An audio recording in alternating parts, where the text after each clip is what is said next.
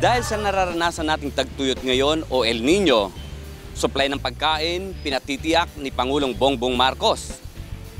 Inatasahan ni Pangulong Ferdinand Marcos Jr. ang Department of Agriculture na siguraduhin ang katatagan at supply ng pangunahing pagkain sa gitna ng El Nino phenomenon. Sa press briefing sa Malacanang matapos ang kanilang sectoral meeting sa Pangulo, tinayak naman ni DA Secretary Francisco Laurel Jr. na mayroong sapat na supply ng pangunahing commodities sa bansa.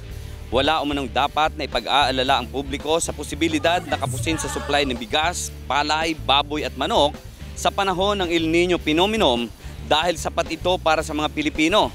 Sapatan niya ang imbak na bigas na inaangkat mula sa ibang bansa bukod pa sa inaasahang lokal na supply sa darating na anihan.